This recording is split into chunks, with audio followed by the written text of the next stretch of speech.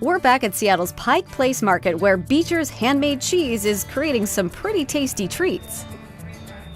Focusing on local, fresh ingredients, Beechers is churning out top-quality products that keep customers coming back for more. While there are a variety of cheesy items on the menu, it's easy to see what the crowd favorite is, their world-famous mac and cheese. Extremely tasty and it feels natural and it's really good. It's really unique. It's good though. I don't usually care for macaroni and cheese, but I would eat this. Very creamy and very cheesy, and I love macaroni and cheese, so it's really good. I was lucky enough to meet with owner Kurt Beecher Dammeier at Beechers Test Kitchen to learn the secrets behind the world-famous mac and cheese. What do we do? So we're going to start off, first of all, we need boiling water. So we're ready to have a baby or make pasta. Okay. Yeah. So we're going to drop in the pasta. And the key thing when cooking the pasta for any kind of mac and cheese is to undercook the pasta. When you cook it, you want to pull it out when it's still just barely crunchy. Okay.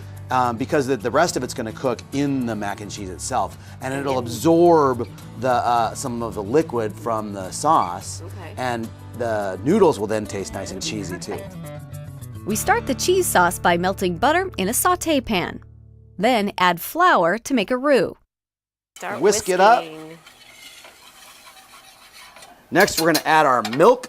Milk over here. You can go ahead and add that for me. Okay.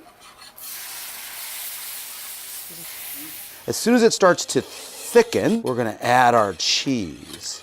We add in a blend of Beechers' signature flagship cheese along with their Just Jack, then turn the heat to low and continue to stir. Okay, so there we got the cheese integrated. And then we add our spices. Okay. So we have a little salt. Okay.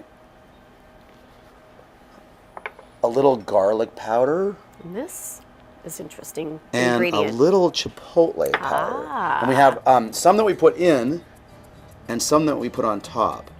So next we're going to integrate the pasta and the sauce together. So a big bowl. Here's our already pre-cooked pasta. We add in the cheese sauce, mix well, then pour into a buttered dish. It's pretty cheesy. It's very cheesy. The noodle to cheese ratio is pretty low. A lot of cheese. We add a touch more cheese. So if you're afraid of cheese, this is not the dish for you. A sprinkle of chipotle, then bake in the oven.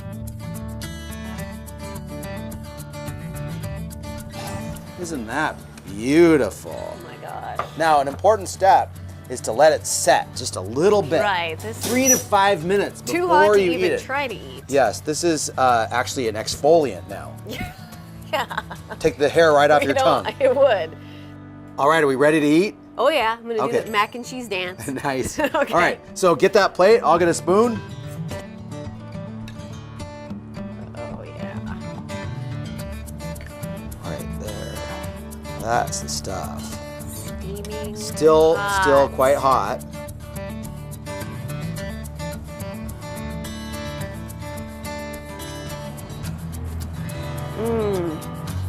The cheese is so creamy. The penne is perfect.